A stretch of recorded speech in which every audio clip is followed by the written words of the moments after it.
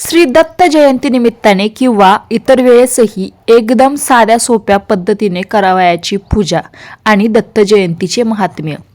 गुरुवार 4 डिसेंबर 2025 रोजी दत्त जयंती होती. मार्गशीर्ष पौर्णिमेला मृगशीर्ष नक्षत्र असताना प्रदोषकाळी दत्तात्रेयांचा जन्म झाला. म्हणून सर्व प्रमुख दत्तक्षेत्री तसेच जेथे दत्त मंदिर असते तेथे या ठिकाणी प्रदोषकाळी दत्त जन्म सोहळा केला जातो. देशभरात अनेक ठिकठिकाणी दत्त जन्म सोहळा साजरा केला जातो. 2025 ची शेवटची पौर्णिमा ही मार्गशीर्ष पौर्णिमा आहे. या दिवशी दत्तगुरूंचे विशेष पूजन कसे करावे ते जाणून घेऊया. दत्त जयंती ह्या दिवशी दत्त तत्व हे पृथ्वी तलावर नेहमीच्या तुलनेत 1000 पटीने कार्यरत असते.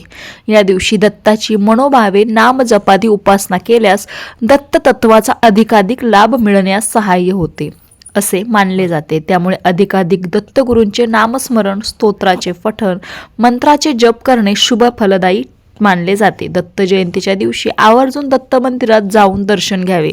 जिथे दत्तावतारांचे मठ आहेत तिथे जाऊन सेवा रुजू करावी असे सांगितले जाते.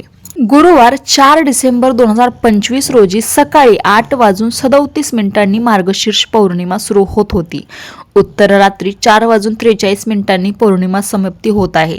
दत्तात्रेयांचा जन्म प्रदोषकाळी झाला असल्याने त्यावेळेस दत्तगुरूंचे विशेष पूजन करावे. अनेक मंदिरांमध्ये कीर्तन सेवा ह्या निमित्ताने केली जाते. ज्यांना मंदिरात किंवा मठात जाणे शक्य नाही त्यांनी घरी पूजन करावे. आपापले कुळाचार, कुळधर्म, परंपरा जोपासून दत्तगुरूंचे विशेष पूजन करावे. सायंकाळी पुन्हा एकदा शुचिर्भूत व्हावे. एका चौरंगावर शुद्ध वस्त्र घालावे. दत्तगुरूंची मूर्ती किंवा प्रतिमा ठेवावी. षोडशोपचार पद्धतीने पूजन करावे. षोडशोपचार पद्धतीने शक्य नसेल तर पंचोपचार पद्धतीने पूजन करावे. अभिषेक करावा. अष्टगंध अर्पण करावे. फुलांची छान आरास करावी. यामध्ये पिवळ्या रंगाच्या फुलांचा आवर्जून वापर करावा.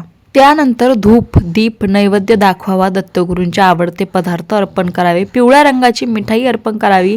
आरती करावी. मनोभावे नमस्कार करून काही चुकल्यास दत्तगुरूंकडे क्षमायाचना करावी. पूजन झाल्यावर शक्य असेल तर 52 श्लोकी गुरुचरित्र, दत्तबावणी अशी स्तोत्रे आवर्जून म्हणावी. दिगंबरा दिगंबरा श्रीपाद वल्लभ दिगंबरा ह्या मंत्राचा किमान 108 वेळा किंवा यथाशक्ती जप करावा.